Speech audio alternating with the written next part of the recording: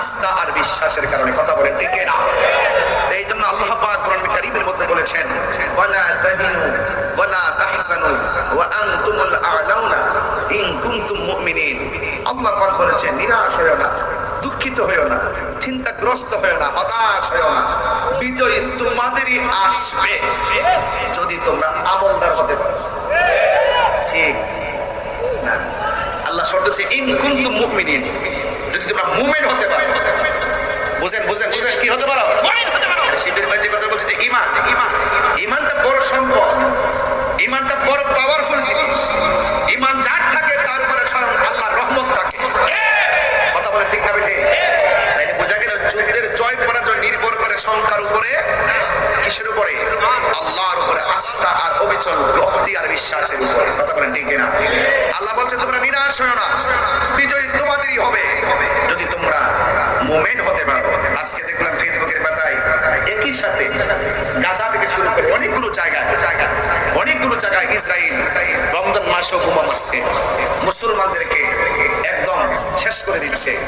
কিন্তু তারা যতই শেষ করুক না কেন, সেই অনেক বছর আগ থেকে তারা যুদ্ধ করতে করতে ইসরায়েলের ফিলিস্তিনের ঘরে বাইরে ঢুকে গেছে। এরপরও কি ফিলিস্তিনের মুসলমানদের স্পিরিট কি কমাইতে পারছে? কেন পারে নাই? এদের ভিতরে ঈমান আছে। কি আছে? ছোট ছোট বাচ্চারা দেখেন বুলেটের সামনে যায় বলে, চালা বুলেট, রক্ত দিয়ে হলো মসজিদ আকসাকে রক্ষা করো। কথা বলেন ঠিক কিনা বলেন? এই মুসলমানদের অন্তরে বদরের চেতনা আছে। কিসের চেতনা আছে?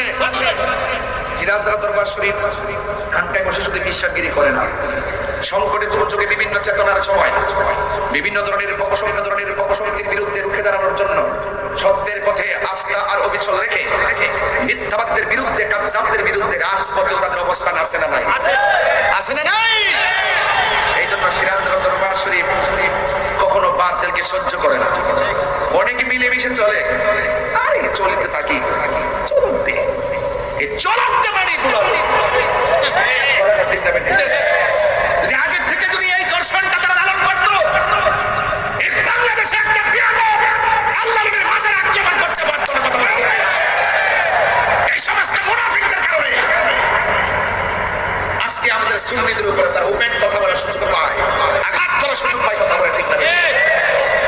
বাঁচবেন না কেউ, এখনো সময় আছে। ঈমানি চেতনা লালন এগুলো করবেন, গড়তালিকা প্রবাহ এগুলো বাদ দেন, এগুলো বাদ দিয়া সত্যকে নিজে ধারণ করে। বিপদ আমাদের উপরে কম নাই। আমি বলছি চুরি তো করি নাই, দুর্নীতি তো করি নাই, বাটখারি তো করি নাই, ঈমান চুরি করি নাই, গরু চুরি তো